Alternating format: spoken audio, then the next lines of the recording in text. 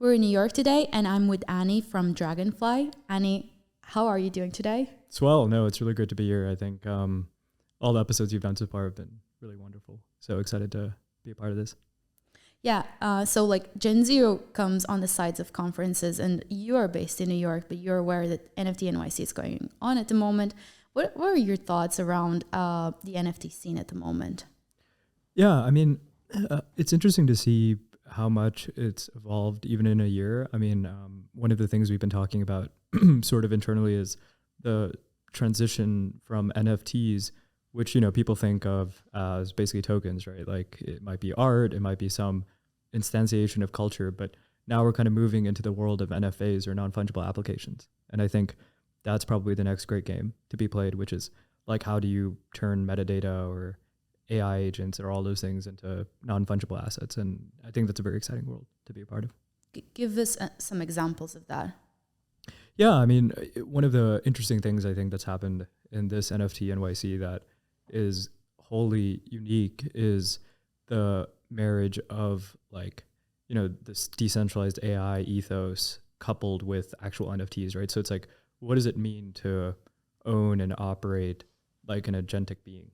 And when I say that, I mean, you know, there are all these protocols that are trying to commercialize the use of bots, and bots kind of overrun crypto today. And you see that all over the place, where it's like most DeFi protocols or like most trading occurs like by bots, but then it's like, how do you actually control that, right? And so it's this like really interesting form of chaos theory, I think, where it's like, how do you operate and fractionalize the control and rewards of this protocol? And I think that's actually a more bigger societal question, right? Because now people are super scared about open AI and closed source AI, so much so that there's all these like strands of, you know, it could even be like millenarian discourse of like, oh my God, this is going to like ruin the world. It's very apocalyptic. Or some people are like, oh, it's actually like in a world of abundance, right? We have this cornucopia of progress and resources, but then how do we actually own and operate that? So Give us like the quick story of how you got into crypto. yeah, so I had been aware of Bitcoin for probably since it began, but I grew up in the Bay Area, and the Bay Area, I think, was phenomenally against crypto. Like, it is quite crazy that of all the tech shifts that have emerged, as I'm sure you've seen, crypto was the one that just escaped everyone in the Bay. It's like people were too busy, you know, trying to addict their kids to social media instead of like trying to figure out like new internet money, right? And it made sense. Like IPO markets were still strong. People were still selling everything and trying to move to Silicon Valley. And, you know, there was this kind of runaway progress there, but people just miss crypto. But I'd been aware of this. Just I had a lot of friends who were super deep into math and like very good at math. And like, that was kind of the circle I was in, but I only had started taking it seriously after Ethereum, I think, came out. And I read the white paper, and my friend became, I think, one of the youngest cryptographer PhDs in America. And he was like, oh, you seem to like this stuff. Have you heard of Ethereum? And I dug into it, wrote some code, and I was like hooked. Yeah. And it was like a gateway drug into, I think, new internet money. Mm-hmm.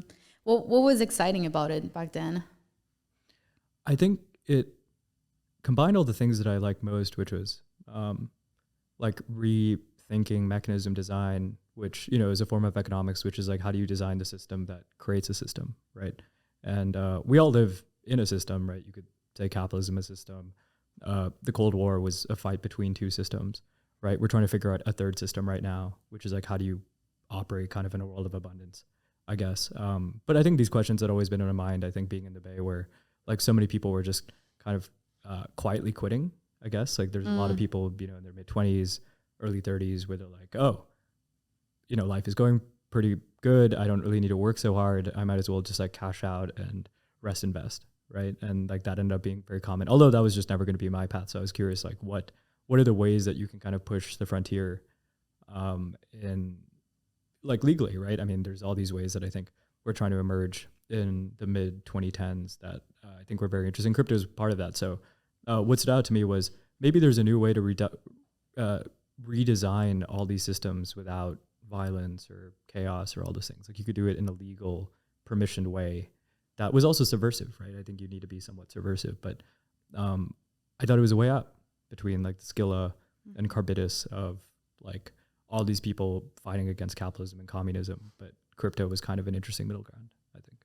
Yeah, like throughout the years, people like joining, I would say like joining is easy, but staying is the ultimate challenge because we go through the motions of a new technology and how the space changes like so constantly.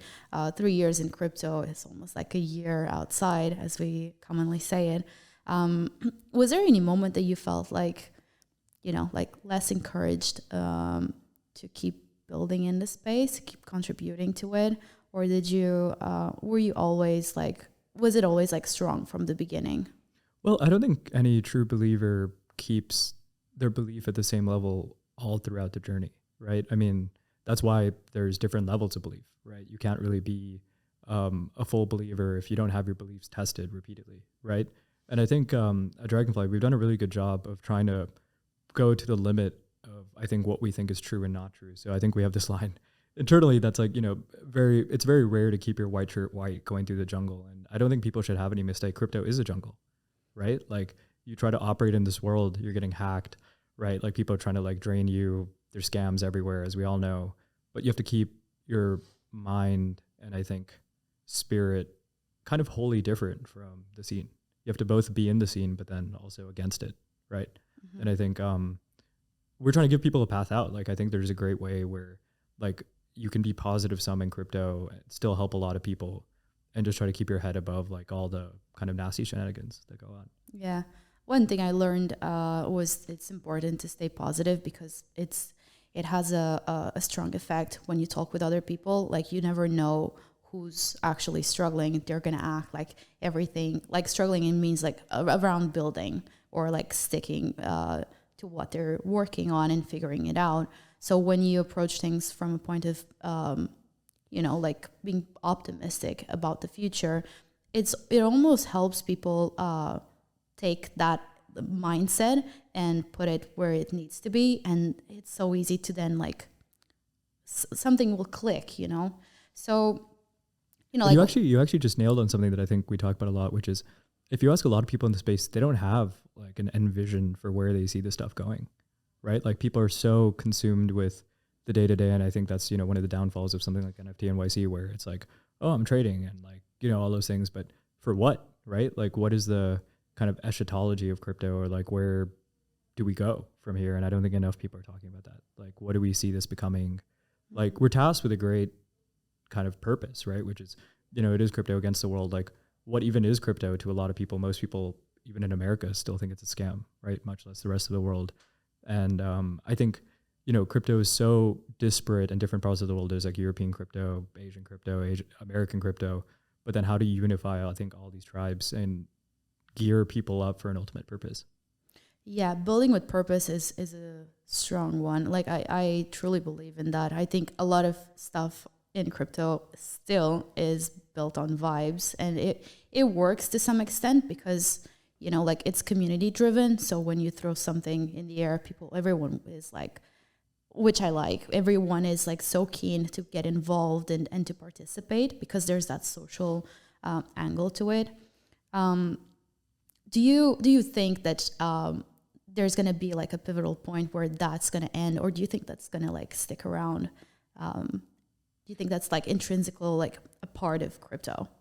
Yeah, I mean, I hope the vibe stuff is pervasive and continues to remain indefinitely, but I think people shouldn't be mistaken. I mean, we're dealing like with very serious topics here, right? Like to give you one sense, it's like the world economy is changing so dramatically that I think people have no idea what's going to come next, which is this moment is very similar to my mind of like 1944 when they instituted Bretton Woods, so Bretton Woods was this hotel in New Hampshire where they basically created the new monetary system after the World War. And they were like bringing about 700 delegates from the 44 allied countries. And they said, you're going to use the dollar and then gold. And then in the 70s, 71 notably, they got rid of that. And then we went back to fiat. And then now obviously that doesn't work, right? It's like we're paying too much interest payments on the debt, even in America. The dollar is the biggest short position in the world because we have so much dollar denominated debt that like every emerging market just cannot get out of this, right? So at the same time that it's like, they say that the most ironic outcome is the most likely. And so what we have emerging here is like a vibes-based capitalism at the same time that the Nakadollar or the Bitcoin standard is emerging, right? So it's like people are gravitating to the well of Bitcoin and the church of Ethereum at the same time, where we're seeing like, kind of this indefinite vibes-based capitalism emerge.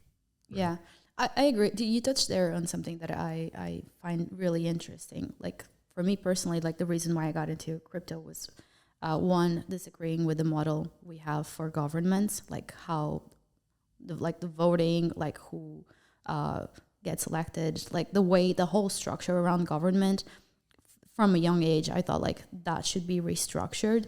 And the other point was all things finance, banks not working on the weekend, from that to like you send a wire payment. You try to do a wire and you're like, this is not the future. Yeah, like, this just doesn't work. There's so many issues around it. So like that was the first thing that got my attention, and like being able to see like what would be possible.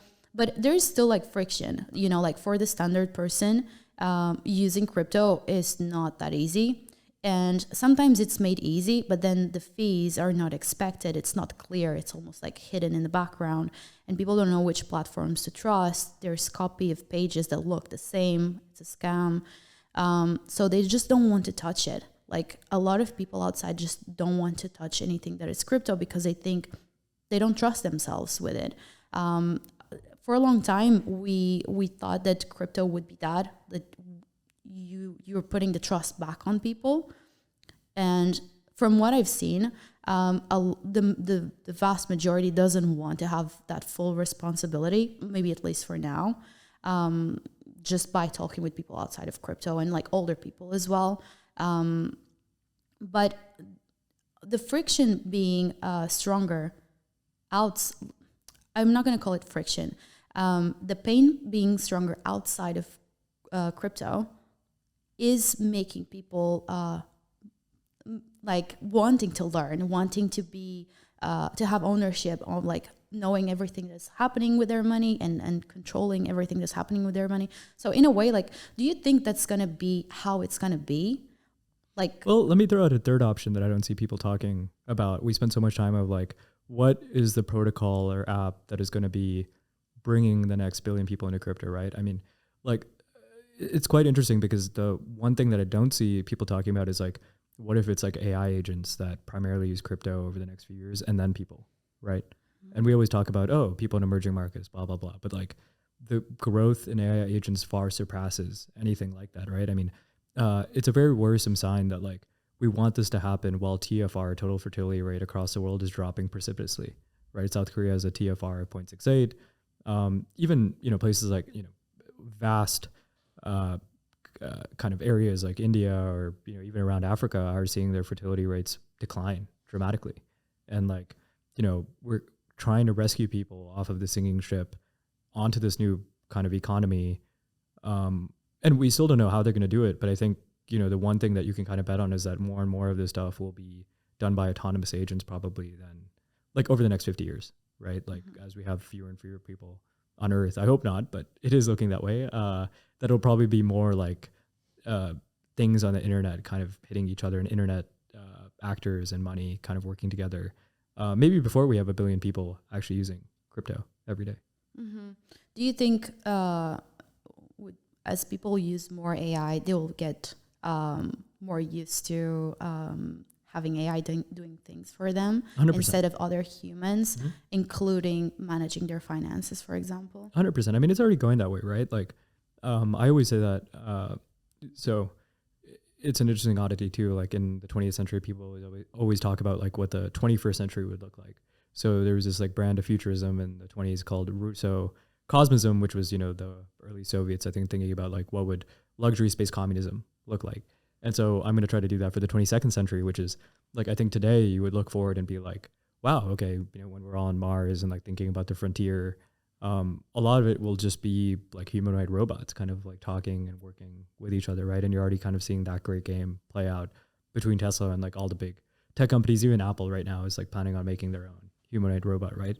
Do we really think they're going to send wire payments to one another to like transact value? I mean, you interviewed Hasib earlier, and one of the things that he said is that labor is a coordination mechanism for labor, right? So, well, money is a coordination mechanism for labor. And so what that effectively means is like you want to do that in as little latency as possible. And I think the only way to do that is like via crypto. But back to my overarching point, which is, of the frontiers, it's like we have crypto, we have the oceans, we have the mind body, and then we have space, right? And then crypto is kind of the unifying transmission mechanism for all of those. But you don't get anywhere if you're not having, I guess, agents operate autonomously within those, right? Like humans are just too slow. Like our bandwidth is too tiny. We don't care enough. Like people get lazy. They can't work all the time. Only have so much energy. Right.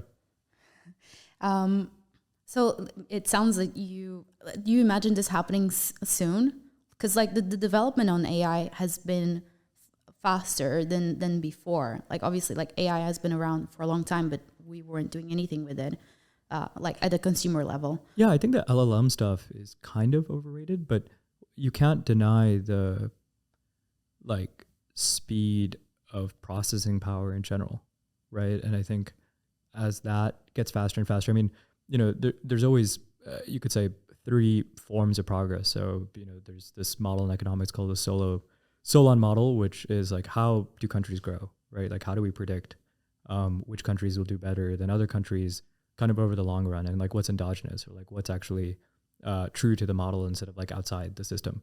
And as you kind of try to put computers and AI into this, all those old models break. Like, and that was something that they coined the productivity paradox, which is, computer growth is everywhere except in the statistics, right? Which is like, how do we measure something so powerful, but we can't like put it into this model? And they coined this term called superlinear, which is like you might have an exponential curve, but what if the curve itself and the growth of it is going exponential, right? And so I think that's kind of where we're entering, which is like not just a single S curve, but like an S curve of S curves. An exponential curve of exponential curves. And I think the human mind just like cannot comprehend how fast that is. Because everywhere you look right now, we're entering the exponential age, right? It's like cost of sequencing has dropped a crazy amount. Processing power is increasing. Space is cool again, right? Like everywhere you look, things are happening. And it's like that era of stagnation that Peter Thiel always talked about, I think has like come to an end basically since COVID. It's like we had Operation Warp Speed that happened, I think, in less than a year, about a year. And then after that, it's like everything just like got bust wide open. How do you see the combination of AI and blockchain affecting how we do governance, like how countries are governed?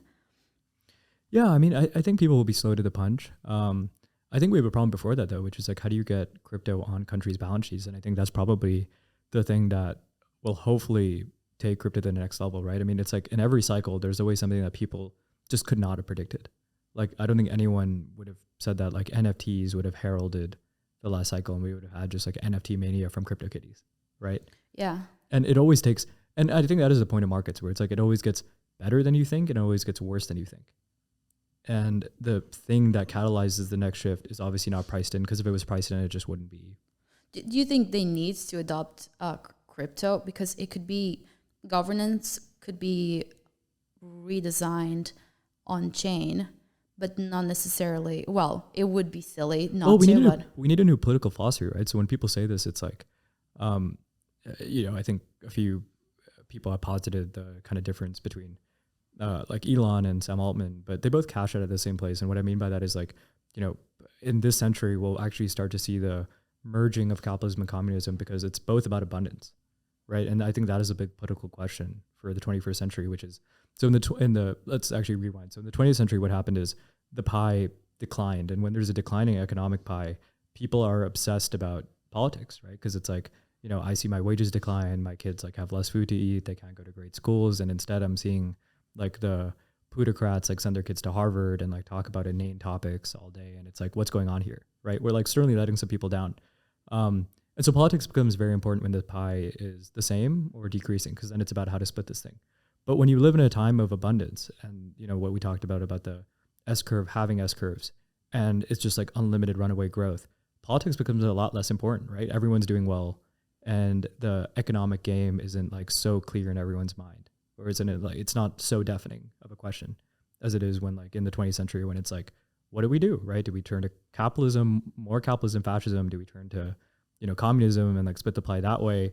But hopefully in this like interregnum period that we have, And we've had the longest interregnum, in world history, right? I mean, it's like you could say post World War II up until now, a few years ago, that 70-year gap has been just extraordinarily quiet in terms of wars. Not in terms of economics, like we've had more kind of bubbles and collapses in the last quarter century than in all past times combined. So that is kind of worrisome, but violence in some sense decreased, right? And we can talk more about that. But, going forward, it really is a question about abundance and like how do you prevent people descending into the abyss of politics and like making this very political instead of like solving the big question of like, what do we do with growth, right? How do you subsidize growth and like make it happen and share the proceeds with normal people? I think beyond the abundance, there's also like accessibility. So like giving access to education, to supportive systems so that people can learn how to fish instead of just giving them the fish. With crypto being permissionless and being more accessible in some of the poorest countries, do you think there will be like a realignment of like wealth in the world? Like, what's your take on this? Yeah, I think so. I mean, it's like 20% of the US dollar is spent toward financial technology, right? And so when you think about that, it's like, what are they doing? They're creating ones and zeros, moving ones and zeros, and storing ones and zeros. And we're saying that's worth trillions of dollars.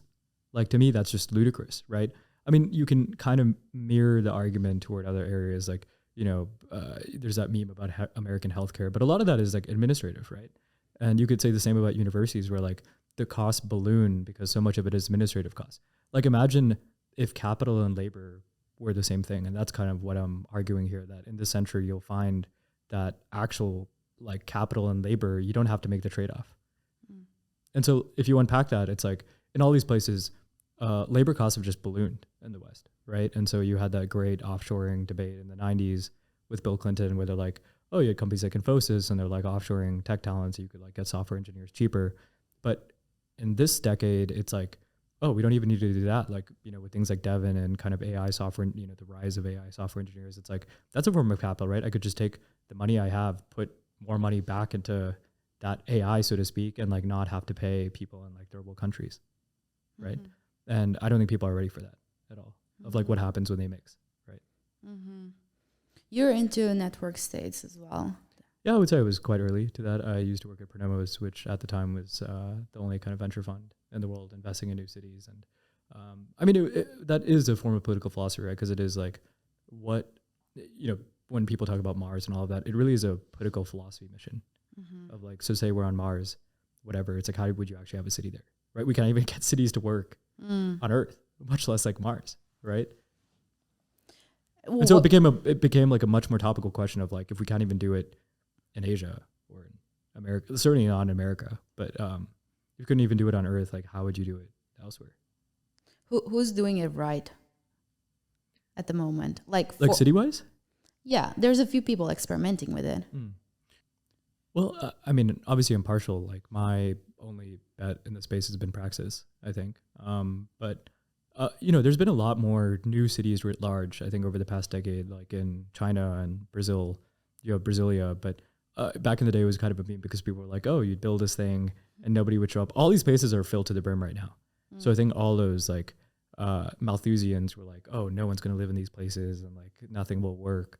But no, people seem to have happy lives in all these places, right? You can look to like Korgos in Russia, which is kind of at the trifecting melting pot between, it's a major shipping port in Russia that they just built like a few decades ago. But yeah, that's popped off. Like I think people are not ready for what happens when like we actually understand this stuff and we can just spin these out, right? Imagine like just manufacturing like broad-based city systems. But I like the competition. I mean, I think cities should compete for smart people. Yeah. And countries should compete, right? Like we've treated our best people like an expendable resource for decades. And it's like, why should that be the case, right? They shouldn't have to suffer high taxes and violence and general fear when they're paying so much money in taxes and like they could just go to some place where it's like safe and clean and they can just like do what they want.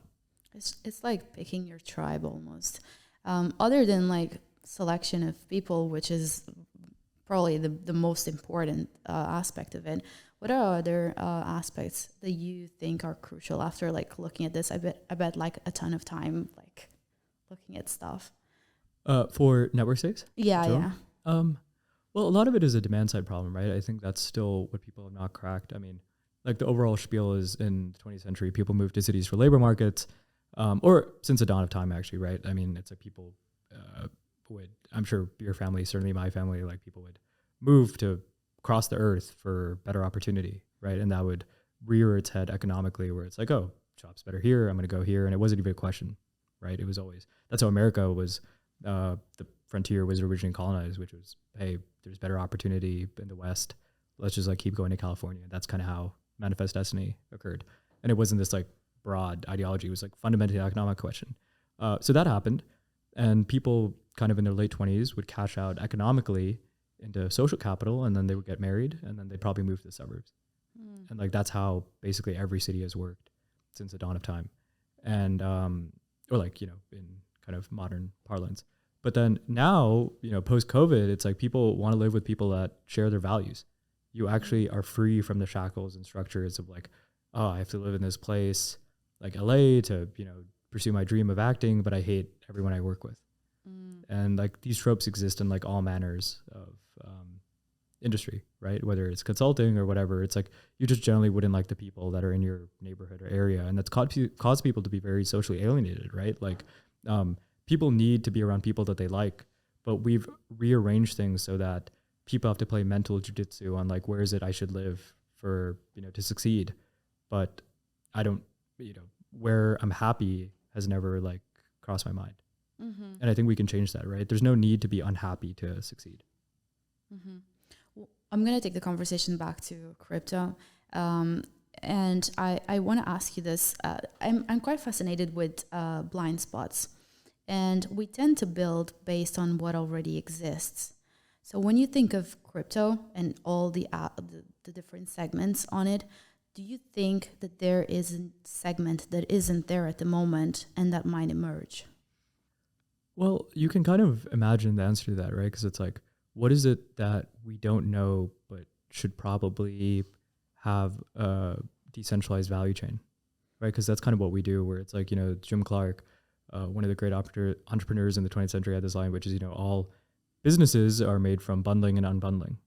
And you could say like crypto is like the broad kind of brushstroke of that, of like, what do we unbundle to create more value, right? Whether it's things like decentralized Uber or science or finance, right? Like how do we unbundle the value chain? But I think it would, so my answer to what you said would be this new field called paradise engineering. So paradise engineering is the kind of marriage between BCI, crypto, and psychedelics. Okay. And so I've seen a lot of really interesting experiments being tried there that I think just generally people don't know. Like we're getting so good, I think, with neural computation, and then you imagine placing like crypto as the kind of value layer for that, of like transacting and moving value. Suddenly you have a spot where it's like ideas can become money, right? Almost instantly. Because you can like, hopefully, you know, the next few years, it's like you think about something and then that itself is a transacting form of medium or transmission mechanism. One thing I see... or conspicuous experiences is one way to think about it, right? Where it's like, you know, we imagine like, you know, some people's vibes are just better, right? And so you could say like conspicuous experiences are people that have like elevated experiences versus other people. And I think we're finally in a time science-wise where we can pull it off. I mean, yeah, like drug discovery is cool again, right? I mean, I think Ozempic has like made that a dream for a lot of people, where it's like, wow, I can actually make a miracle drug. And for so long, it's like you could just never hope to do that. That is something I haven't thought about. One thing that comes to my mind often, because my work involves like looking at people and how people connect with each other and so on, and in guest lists around events and so on.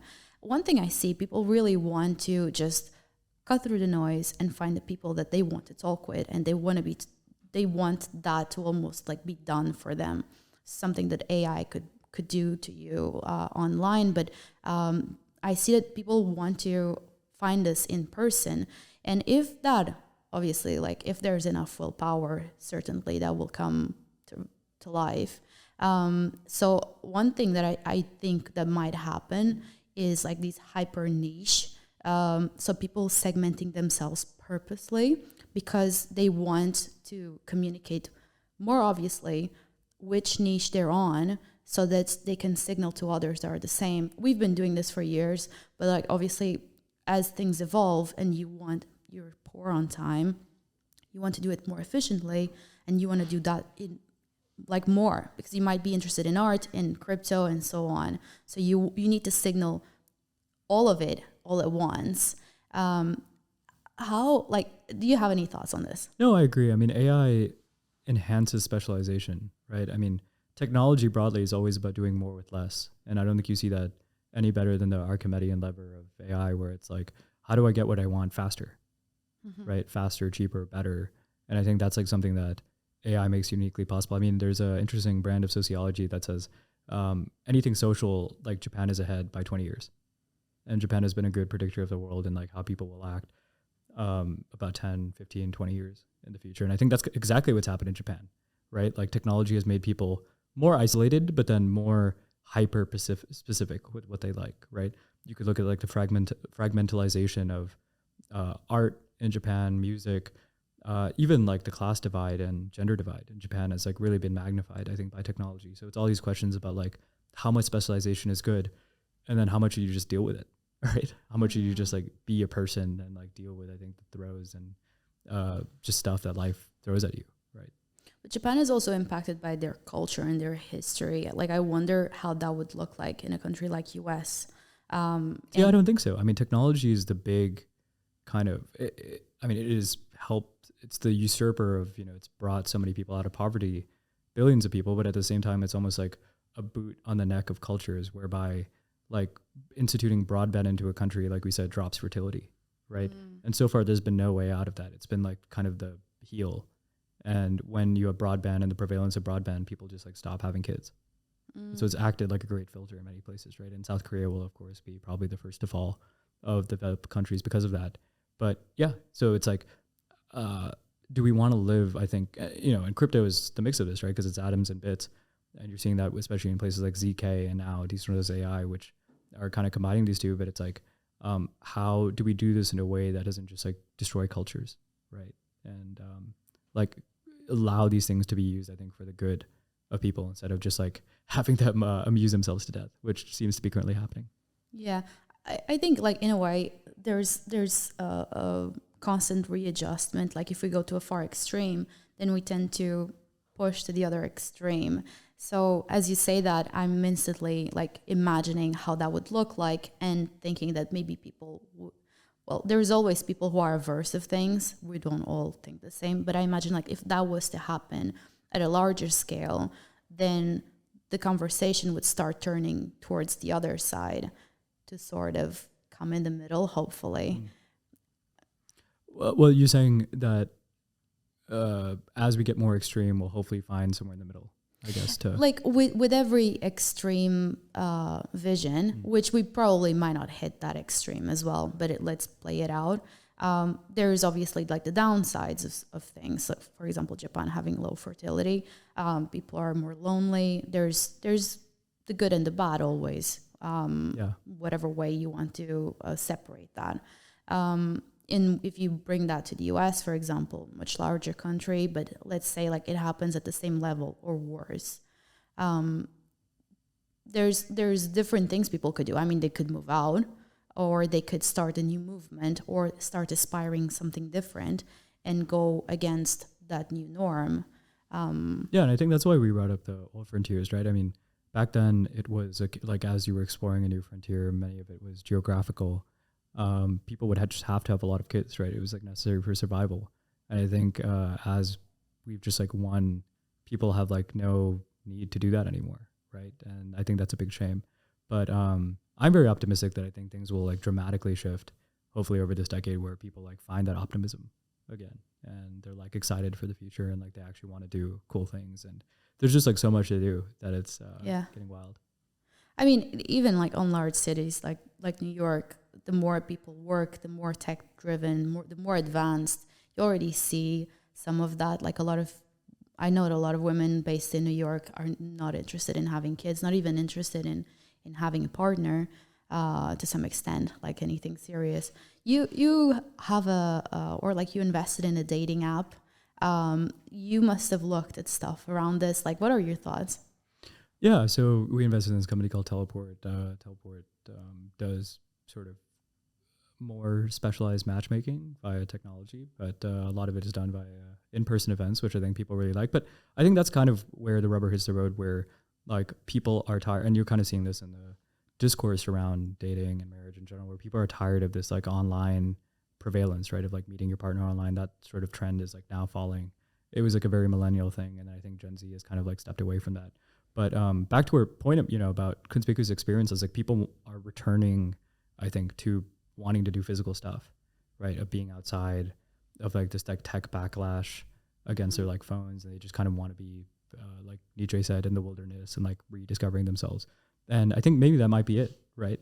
I think in like people don't want to find their partner in a time where it's like all done by a phone and all those things, but I think they might if we go back to an older model of like, just actually talking to people, right? And like not having to text them all the time or whatever. But all of this goes back to the mechanism design of like how people should interact and communicate with each other.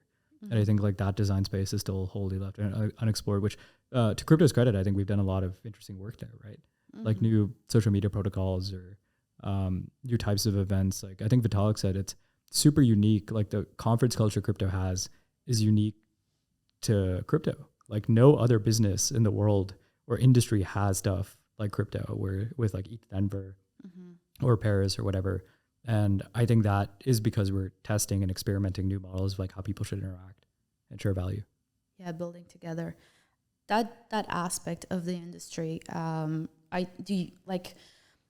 I thought it wouldn't be scalable. Like I thought that would be something that would at some point like get fragmented, and it is compared to before. Like the more people enter the space, the more it has to like be broken down, and you start seeing like these groups forming in countries. So there's less of a need to fly to ETH Denver, let's say. How like there's obviously like a huge gap there in terms of technology to be built to bring that like online. The way it's done online, it's still very Web 2. There's one, like people will build something and take current social media as a reference. And in my opinion, I think it could be like totally rebuilt and redesigned for like a complete new model of thinking of how social media could be, social networking online, and how that could tie in with the meeting in person in such a like beautiful way.